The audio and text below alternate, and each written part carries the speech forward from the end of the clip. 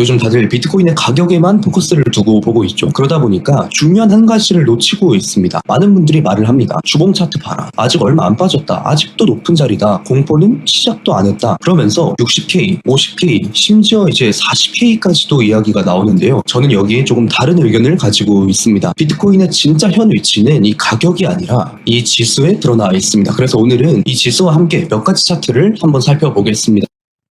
안녕하세요, 차보공입니다. 요즘 많은 분들이 코인 거래를 하면서 불안해 하실 거예요. 왜냐하면 대부분은 지금 시장이 어디쯤 와 있는지 감조차 잡지 못하기 때문입니다. 사람들이 이게 어둠을 무서워하는 이유도 잘 보이지 않아서죠. 차트도 마찬가지예요. 지금 비트코인이 어느 위치에 있는지만 알아도 불안은 꽤나 많이 줄어듭니다. 그리고 그걸 가장 빠르고 가장 직관적으로 알 수 있는 지표가 바로 이 공포 탐욕 지수입니다. 사람들이 이게 들떠 있는지 혹은 풀이 죽어 있는지를 보여주는 지수죠. 우리가 곰곰이 생각을 해보면 2021년, 2022년도에 신규 투자자 유입이 폭발을 하고 플랜B라는 사람이 비트코인이 10만 달러 간다 라고 말할 때가 바로 고점이었습니다. 작년 12월에 이때 알트코인 폭등할 때도 시장에는 환희와 흥분이 가득했죠. 그때 역시 단기적인 고점이었습니다. 그러면 저점은 언제였을까요? 사람들이 극도로 무서워하고 그 공포에 익숙해져서 오히려 체념이 생겨버리고 다 지쳐버렸을 때 그때가 바로 저점이었어요. 그래서 우리는 심리 지표를 꼭 봐야 합니다. 그렇다면 지금 사람들의 심리는 어떨까요? 얼마 전에 이 80K를 찍었을 때 공포지수는 최근 3년간 가장 낮은 수준이었습니다. 이 초록색 존이 극단적 공포 단계인데 이 초록색 존에 진입을 해버렸죠. 자, 그럼 여기서 과거에 이 초록색 존에 진입을 했을 때 어떤 일이 벌어졌을까요? 초록색 진입, 강반등, 초록색 진입, 강반등, 초록색 진입, 강반등. 결과는 늘 비슷했습니다. 최소한 강반등이 나오고 설령 추후에 저점을 조금 더 낮추더라도 오래 가지 않아서 금방 상승 전환이 나타났습니다. 그래서 지금 구간에서 이 심리 지표를 통해서 좀 미루어 봤을 때 가능한 시나리오는 두 가지입니다. 강반등 이후에 약간 저점 갱신 그리고 상승 혹은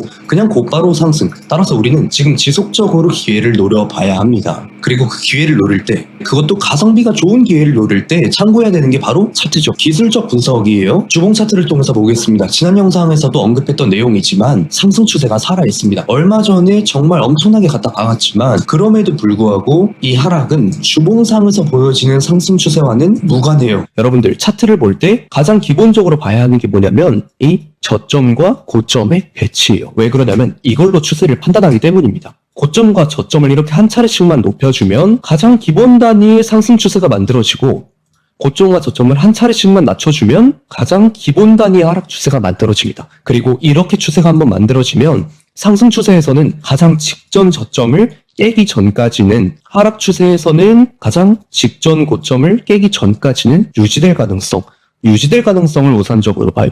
계속 이 구조가 그려질 수 있다고 가정을 하는 거죠. 그런데 지금 주봉 차트를 보시면 어때요? 계속 저점과 고점을 높이고 있고 아직까지 직전 저점을 깬 적이 없어요. 즉 상승 추세가 살아있어요. 그래서 그에 따른 과거 예시를 한번 살펴보면 지금과 비슷한 구조가 있었던 구간이 보입니다. 이때 당시에도 하락이 급격하게 나왔지만 결국에 직전 저점 레벨을 지켜내면서 결국 이 고점을 높이는 흐름이 만들어졌습니다. 캔들의 모양과 흐름도 사실 놀랄 만큼 되게 유사하죠. 이 안을 이루고 있는 내부 구조의 형태들이 거의 일치하는 수준입니다. 그래서 현재 구간에서도 유사한 흐름을 한번 기대를 해볼 수가 있겠고 이처럼 공포지수, 추세, 과거 패턴을 함께 보면 지금은 지속적으로 한번 기회를 노려볼 만한 자리라는 걸 알 수가 있습니다. 그러면 언제 시도하는 게 가장 가성비가 좋을까요? 이거는 단기 차트를 아무래도 살펴봐야겠죠. 그래서 4시간 봉으로 들어가 보겠습니다. 가장 먼저 볼 건 지난 영상에서 언급했던 채널 라인입니다. 이 채널은 한번 이탈됐었지만 상승 전환 직전에는 일부러 이렇게 눈에 띄는 이 지지 구간을 한번 깼다가 올리는 경우가 많습니다. 왜 이런 일이 생길까요? 한번 곰곰이 생각을 해보면 한 달 반 동안 유지된 채널 하단을 깨버리면 개인들은 공포에 손절하고 빠져나가 버립니다. 실제로 아까 우리 같이 보셨듯이 이 시점의 공포 지수도 최저치 매우 낮은 수준이었습니다. 그러면 이때 고래들 입장에서는 매수 물량을 모으기가 너무 좋아요. 자, 매수하려면 매도자가 필요하죠. 그러니까 내가 살려면 팔아주는 사람이 필요해요. 근데 이 채널 하단을 깨버리면 개인들이 다 팔고 손절하기 때문에 매도자가 한 번에 쏟아집니다. 그래서 이런 현상이 나타나는 경향이 있고, 채널 안으로 다시 들어온 뒤에는 채널 하단이 다시 한번 지지 구간으로 작용을 해요. 그래서 지난 영상에서 이런 흐름을 기대를 하고 있었죠. 그래서 얼핏 보시면 잘 지지하고 오른 것 같은데 사실 자세히 보면 아쉽게도 조금 못 미쳤습니다. 그러면서 새로 그려진 채널 라인이 하나가 있는데, 이번엔 상승 채널 라인이죠. 만약에 빠르게 상승 추세를 터뜨릴 거라면 단기 조정은 이 상승 채널 안에서 해결을 하면서 올라갈 가능성이 굉장히 높다고 봐요. 따라서 우리는 가능하면 단기 조정까지 좀 고려를 해서 이 채널의 중단부 아래 부분에서 진입을 시도하는 게 가장 가성비가 좋습니다. 어긋났을 때 손실이 되게 작고 맞았을 때 수익은 크게 가져갈 수 있으니까요. 과거 예시처럼 이런 흐름을 한번 상상해 보시면 될 것 같습니다. 자, 그런데 이후에 그냥 다이렉트로 쭉 터트리면 정말 좋겠지만 분명히 어딘가에서 한번 걸릴 가능성이 있단 말이죠. 그렇다면 우리는 한 번 정도 물량을 좀 덜어낼 자리를 생각해야 됩니다. 그 자리가 어딘지 찾는 게 관건인데, 이거는 이제